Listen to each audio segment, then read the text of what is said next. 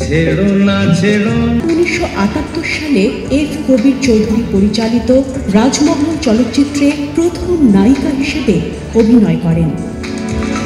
1980 সালে কসাই এবং 1988 সালে জীবনধারা চলচ্চিত্রের জন্য জাতীয় চলচ্চিত্র পুরস্কার লাভ করেন। সুরজ মিয়া, দিনকাল ও জীবনধারা চলচ্চিত্রে অভিনয়ের জন্য বাচসাস পুরস্কারে ভূষিত হন।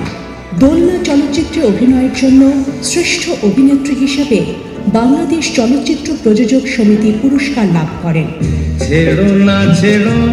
অবিচার চলচ্চিত্রে অভিনয়ের জন্য ভারতে পুরস্কার পাওয়া সহ বিদেশে অনেক পুরস্কার লাভ করেন।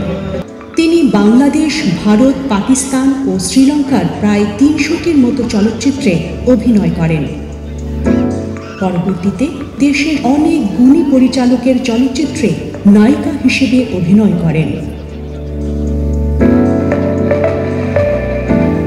চলচ্চিত্রে অসামান্য অবদান বিবেচনা করে বিশিষ্ট অভিনেত্রী রোজিনাকে 2022 সালে জাতীয় চলচ্চিত্র পুরস্কারের আজীবন সম্মাননা প্রদান করা হলো।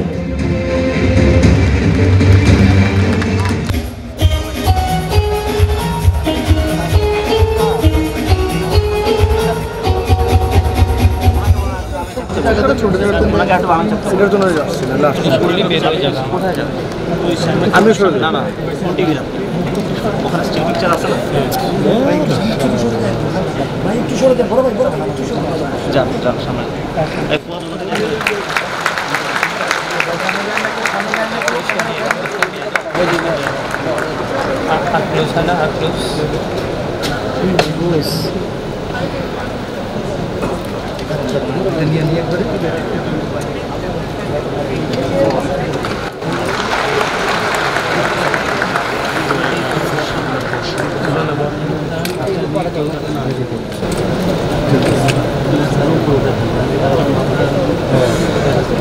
এবারে আজীবন সম্মাননা প্রাপ্ত বিশিষ্ট চলচ্চিত্র অভিনেতা জনাব খসরু